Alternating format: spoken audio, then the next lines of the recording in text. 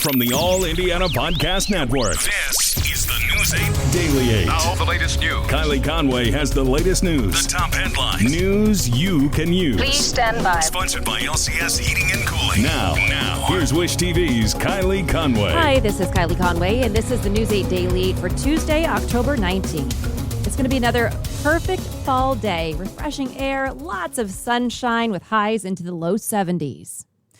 The city of Indianapolis now has more than $400 million from the American Rescue Plan to spend over the next 3 years. The City-County Council passed Mayor Joe Hochstadt's 2022 budget last evening, and it included those monies. The total budget is well over $1 billion, but the Rescue Plan dollars are getting most of the attention. So let's break down the numbers. $25 million is set aside for greenways and trails. More than a third of the federal dollars, $150 million, will go to public safety to add technology and officers to the department. It was a 23-1 vote last night. During the meeting, councilors who spoke were optimistic for the future, some even saying it's the first time the budget reflects equity and inclusion, as funds are going towards mental health programs, upgraded police technology, and organizations that are combating crime. Majority Leader Maggie Lewis says that she's thrilled with the outcome of the proposed budget, saying, "Tonight's vote continues our work by instituting a pay structure that will ensure all city and county employees are paid equitably and competitively with peer cities. I firmly believe that competitive pay attracts and retains talent, and this budget places us on the pathway for attracting and retaining the best of the best."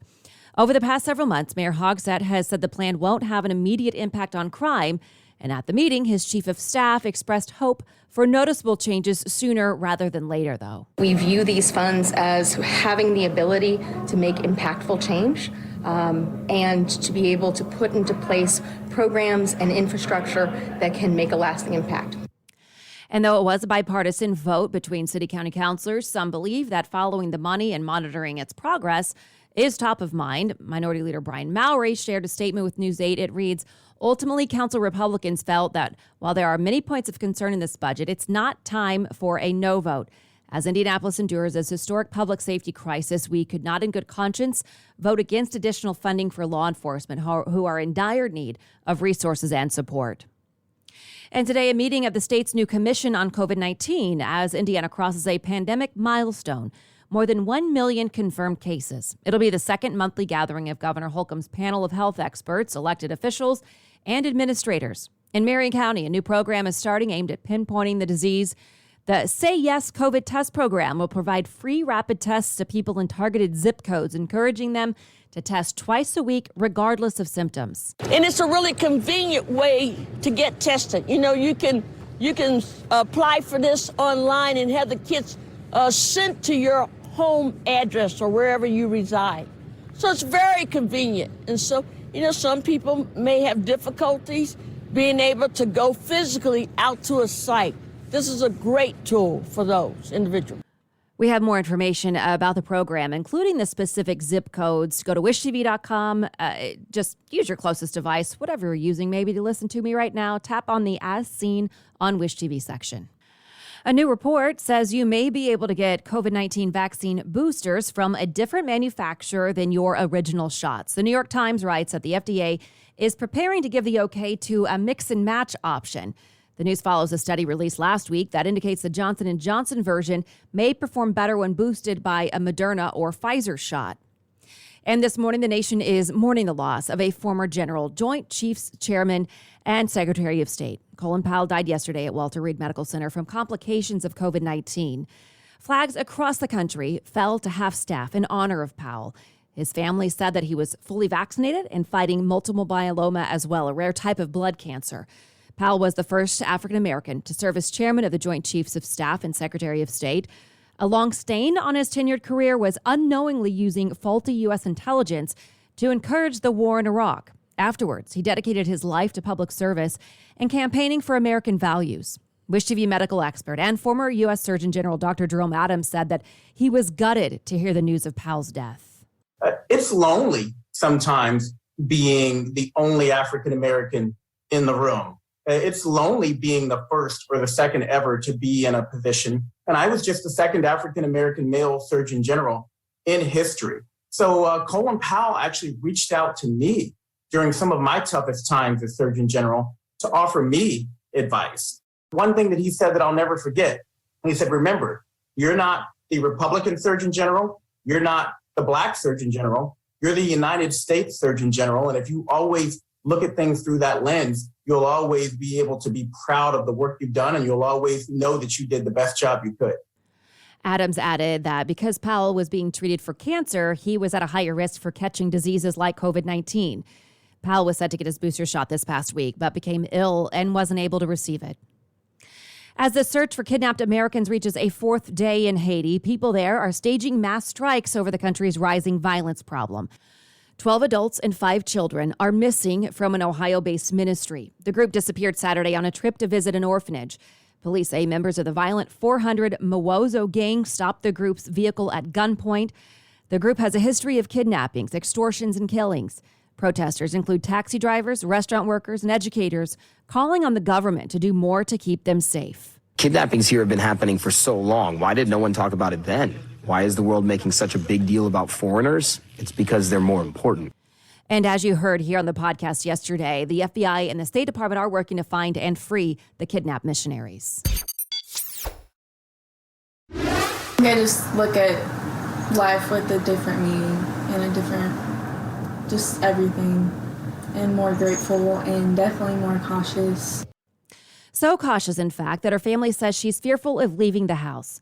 She's 16 and was driving last week when she says someone shot her. Her family considers it a miracle that she survived. Her mom, Melissa Campbell, says a bullet went through the back window and the headrest and hit her daughter in the head. It happened on 465 near I-65 on the south side Thursday night. The family is sharing the story with a message to others. Just to be aware that there are people out there willing to go to those lengths to hurt somebody for whatever reason. I thought it was a dream. I'm very lucky to be here. Police have not said who may have fired the shot or why. It is day 2 of jury selection for the trial in the death of Ahmaud Arbery. It's a crime that fueled protests across the country calling for racial justice. The Arbery family attorney has called the jury selection process one of the most important parts of the trial.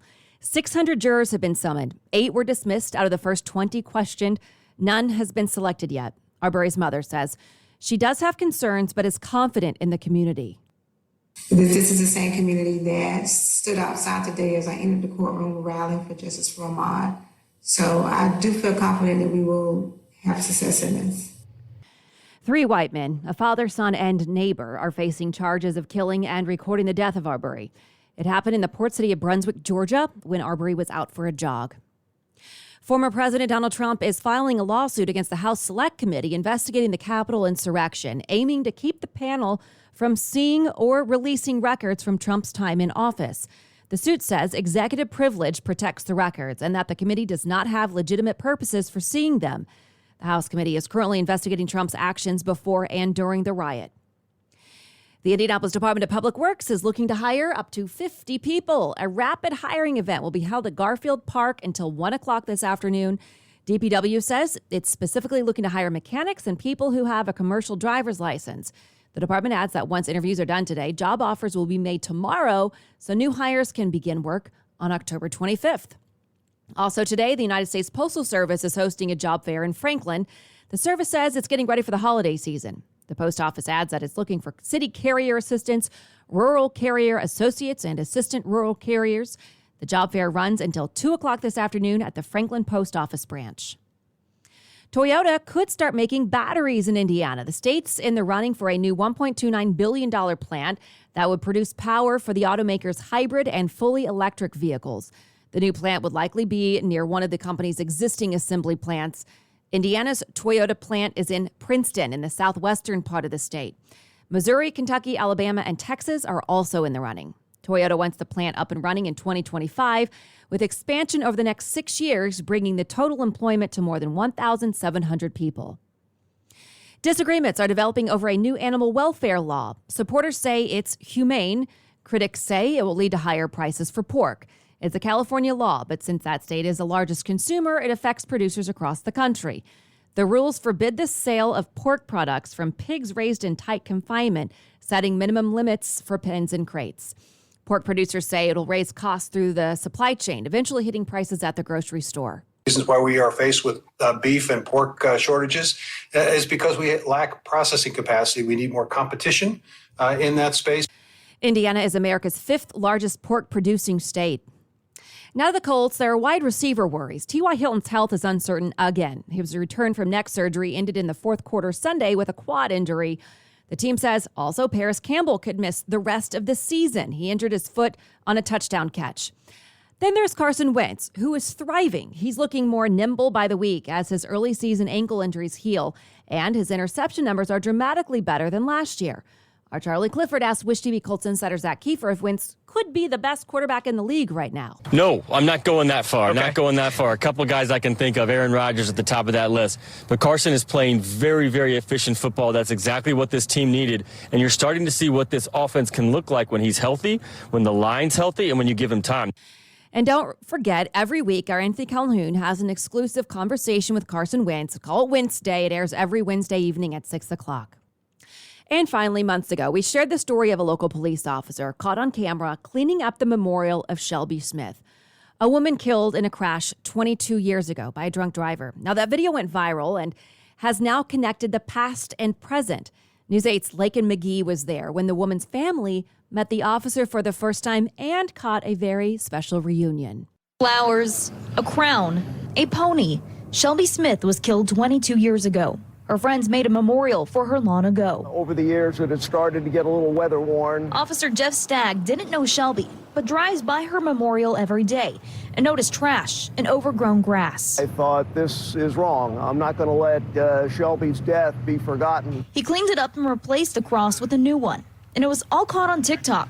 Shelby's mom, now living in Texas, saw the video. And she started getting calls about it. Then I started getting calls about me being on TikTok, which I had no idea I was even on. The two decided to meet for the first time here at Shelby's memorial. Hi, Sherry.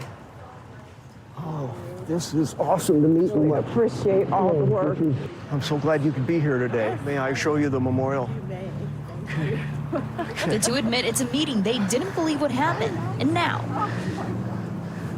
oh, that's so cute. It's so beautiful. 22 years it's been maintained, and to me, that is just the most awesome thing that she can still be remembered. Placing her daughter's photo on the memorial, Sherry notices something is different. That's not my sign. No, I have the original sign and the original cross. I saved it for you. But there's one more surprise for Sherry. And Officer Voida and I... The sergeant that arrested the drunk driver that night also came to show support. I can still remember a lot of the details as if they happened yesterday. I hadn't seen Sherry in 22 years. Once a memorial to honor Shelby, now a place for a homecoming to remember. I'm Lakin McGee. Thank you so much, Sherry. Wish TV, wishtv.com, and follow us on Facebook. This has been your News 8 Daily. For Wish TV, I'm Kylie Conway. Online at wishtv.com and follow us on Facebook when you search Wish TV. The News 8 Daily 8 is sponsored by LCS Heating and Cooling. Be sure to like and subscribe to this podcast, The News 8 Daily 8 with Kylie Conway. And be sure to discover even more great podcasts now at allindianapodcastnetwork.com.